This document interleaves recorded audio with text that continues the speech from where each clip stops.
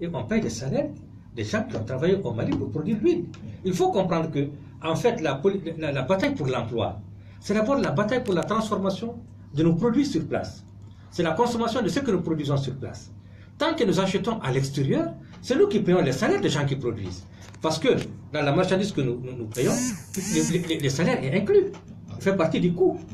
Donc il faut aussi qu'on comprenne que c'est une bataille qu'on ne peut pas mener d'une façon séparée. Il faut qu'on revienne à ça.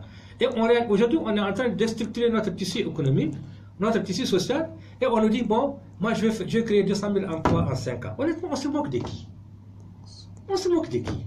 Où est-ce qu'on va créer les 200 000 emplois? Où? Avec quoi? Alors, aujourd'hui, sur quel pied faut-il danser? Il n'y a pas pour mettre fin justement il faut surtout éviter de danser. Il faut être sérieux. Il faut être rigoureux. Il faut maintenant dire maintenant ça suffit. Vraiment, ces gens-là, vous avez fait votre temps. Foutez-nous la paix. Et s'ils n'entendent pas? Parce que c'est une question de rapport de force. Vous dites à des gens qui sont au sommet de l'État, qui ont les moyens, donc qui ont une base économique, qui ont les leviers de décision au sein de l'appareil d'État, qui ne peuvent pas. Est-ce que c'est vraiment un appel même symbolique qui peut les faire bouger? Kizerbo a dit Nallara Ansara. C'est aussi simple que ça. Si le peuple malien a accepté de se coucher, il n'y a absolument plus rien à faire.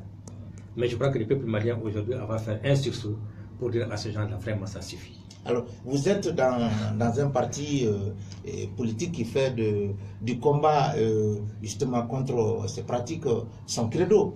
Alors, comment vous allez vous y prendre dans un contexte aujourd'hui où vraiment le peuple se trouve dans une situation d'abattement moral, crise de confiance au niveau de la représentation nationale, etc. Non, c'est-à-dire qu'il n'y a pas mille et un choix. Il faut que le peuple prenne conscience des dangers qui les guettent. Cette élite est une élite extravertie. C'est une élite qui a suffisamment amassé de richesses, qui les a investis en dehors du Mali. La plupart sont canadiens, français, ou français et canadiens. Et en fait, les jours où ça va chauffer, ils ont déjà leur famille au Canada, en France, je ne sais pas quelque part, ils vont tous prendre leurs avions et partir. C'est à nous aujourd'hui de voir sincèrement entre nous quels sont ceux qui sont proches de nous, quels sont ceux qui mènent le combat avec nous, quels sont ceux qui n'ont aucun moyen, aucune terre autre que celle-là. Et c'est à ceci que nous devons faire confiance. Vraiment, tous ces spécialistes du latin et du grec et qui veulent nous éblouir, maintenant ça suffit quoi, qu'ils partent à la Sorbonne et qu'ils se reposent pour de bon. Voilà, nous allons marquer une petite pause avant de poursuivre notre débat. Je rappelle aux auditeurs de Radio Kaira que nous sommes avec Yehia Ag Mohamed Ali, secrétaire aux relations extérieures de Solidarité africaine pour la démocratie et l'indépendance. Vous nous suivez de la France, de l'Espagne, de l'Italie, des États-Unis, du Canada, de la Chine, de pays voisins du Mali, Burkina Faso, Niger, Côte d'Ivoire, etc. Vous êtes branchés sur les 104.4 MHz. Donc, pause musicale et nous allons reprendre l'émission tout à l'heure. Chers auditeurs de Radio Kaira, nous allons poursuivre notre débat avec Yehia Ag Mohamed Ali, secrétaire aux relations extérieures du parti SADI.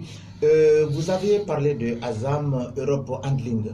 Et selon vous, c'est deux entités juridiquement différentes. Alors, comment faire comprendre aux Maliens que ces deux sont des entités juridiques qui sont différentes et la compréhension paraît extrêmement difficile.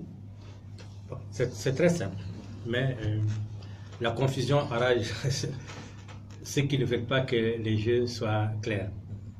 Azam est une société d'économie mixte dont le capital de 1 milliard est détenu à 51% par l'État du Mali, 15% par les partenaires techniques et financiers, je crois 5% ou bien 4% par les travailleurs de l'ancienne Ragae et 30% par divers privés maliens. Ça, c'est les partenaires techniques et financiers dont on parle, c'est ce qui est Europe Handling Mali.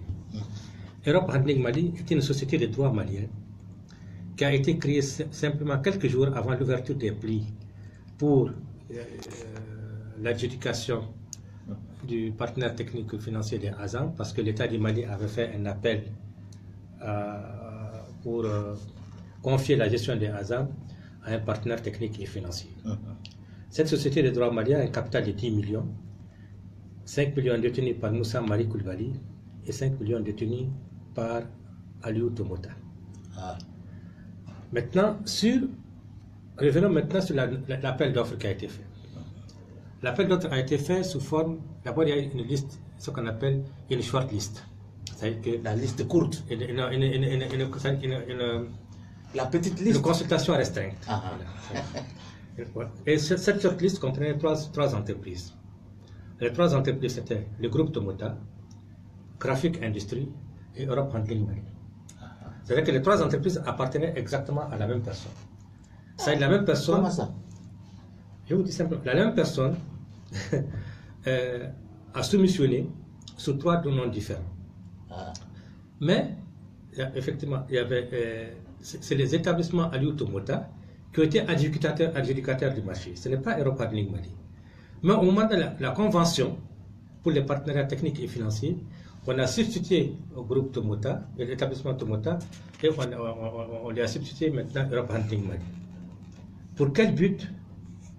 Moi, je les devine, parce que l'autre partenaire n'est pas actionnaire des établissements Tomota, et ça allait faire beaucoup de bruit. Donc, il fallait maintenant trouver un moyen d'intéresser aussi d'autres partenaires. Donc, c'était un montage, dès le début, qui est un montage délictueux. C'est-à-dire qu'il y avait un délit à la base. Donc, et ce contrat n'aurait jamais dû être signé.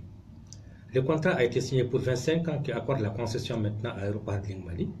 Et ce contrat précise que cette société, c'est-à-dire que les frais d'assistance technique s'élèvent à 6% du chiffre d'affaires et à 3% du résultat net. 6% du chiffre d'affaires, ça veut dire qu'en réalité, on ne tient pas compte ici de la performance, parce que la performance d'une entreprise, elle est mesurée d'abord par les résultats. Donc, cette société, tous les trimestres, facture 6% du chiffre d'affaires trimestriel. Et maintenant, à la fin, elle facture aussi 3% du résultat.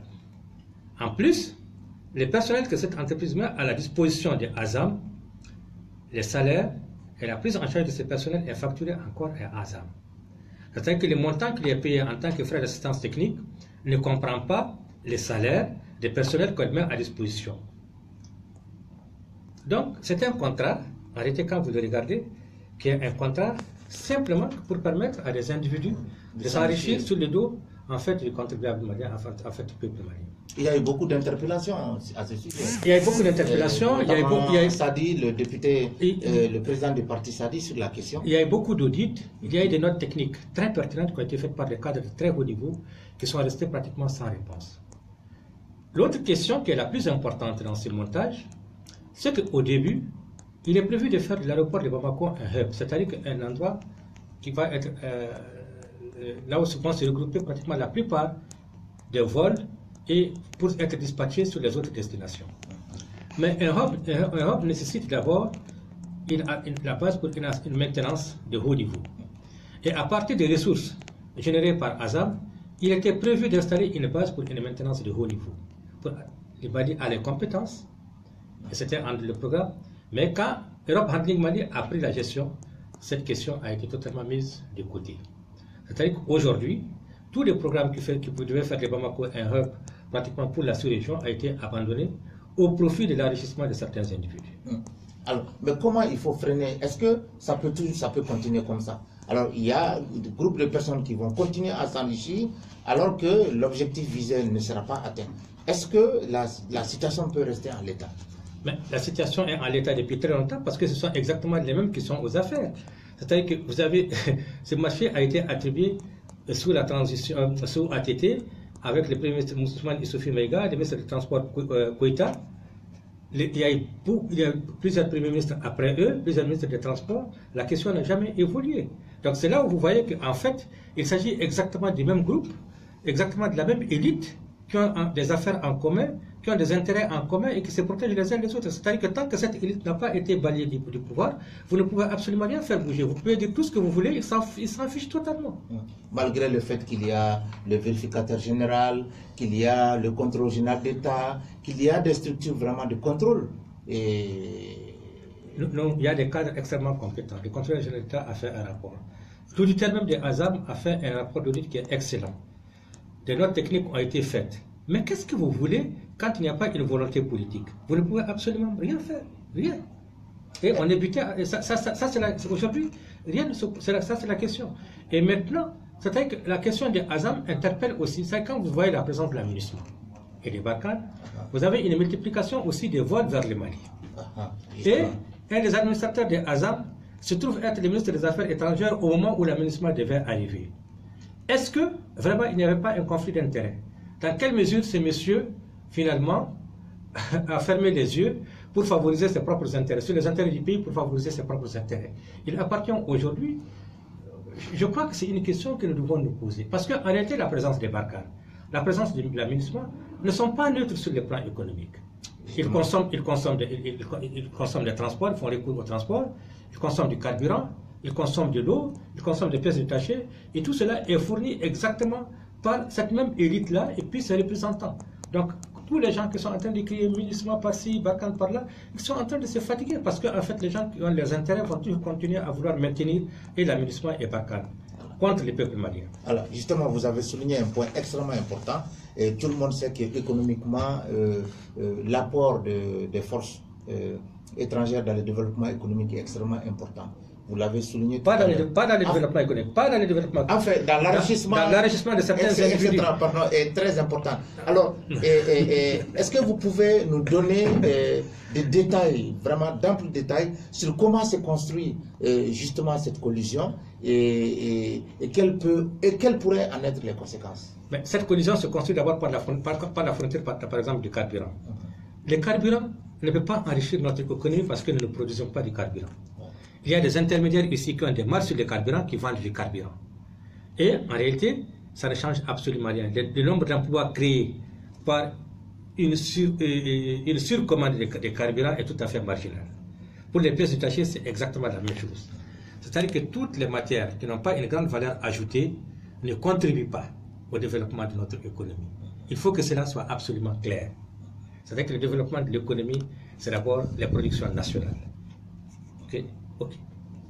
Alors, vous avez parlé de Azam et maintenant de l'ICOMA. Est-ce que c'est la même situation que Azam? Non, ICOMA c'est un peu différent. ICOMA a été vendu suite à une adjudication, bon, je ne sais pas exactement dans quelles conditions, à quelqu'un mais qui n'avait pratiquement aucune expérience dans le domaine en question. Parce qu'il n'a jamais touché à la production de l'huile, ni à la production de l'aliment bétail. On le connaissait plutôt comme étant un papetier.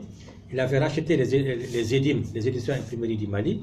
Il en a fait Graphique Industrie. Et Graphique Industrie a très bien marché et personne ne se plaint du fait qu'on lui a donné les EDIM. Parce qu'il en a fait quelque chose